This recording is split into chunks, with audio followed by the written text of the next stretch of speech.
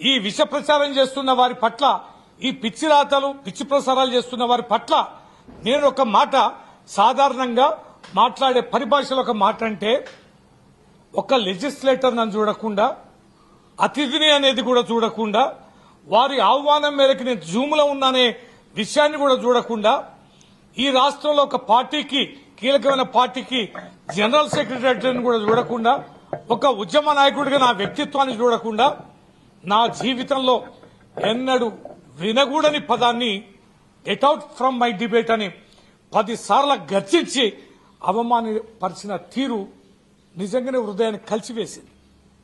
ఎప్పుడూ అవినీతి అక్రమాలకు పాల్పడ్డ వాళ్ళం కాదు. వందల వేల టీవీ డిబేట్లలో గాని, మీడియా సమావేశాల్లో గాని మాట తూలింది లేదు. అన్పార్లమెంటరీ లాంగ్వేజ్ నేను ఎక్కడ వాడిన సందర్భాలు కూడా లేదు. కానీ నా పట్ల అంతటి అక్కసుగా ఆ భాషని వాడడం అనేది ఒక యాంకర్కి ఏం అవసరం అని, ఒక యాంకరే ఆ రకంగా ఏ రకంగా స్పందిస్తారనేది, అట్లా ఆవేశానికి ఎందుకు గురి అవుతారని.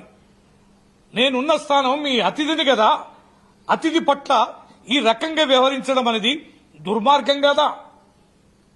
చట్టసభలో కొంతమంది లక్షలాది మంది ప్రజల యొక్క ప్రతినిధుల ద్వారా ఎన్నిక కాబడిన నా స్థాయిని కూడా ఈ రకంగా దిగజార్చడం సరి అయిందేనా అనే దానిపైన మనసు వికలమై బాధపడుతున్న సందర్భంలో యావత్ తెలంగాణ ప్రజలు, యావత్ ప్రపంచంలో ఉన్న తెలంగాణ బిడ్డలు స్పందించిన తీరుకు నేను కృతజ్ఞత తెలియజేస్తున్నా.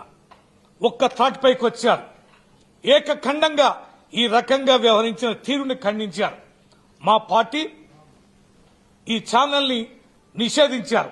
మా పార్టీ కార్యక్రమంలో ఎక్కడ పాల్గొనడానికి అవకాశం లేదని మా పార్టీ అధ్యక్షుడు కేసీఆర్ గారికి, వర్కింగ్ ప్రెసిడెంట్ కేటీఆర్ గారికి, యావత్ మా పార్టీ నాయకత్వానికి నేను కృతజ్ఞత తెలియజేస్తున్నా.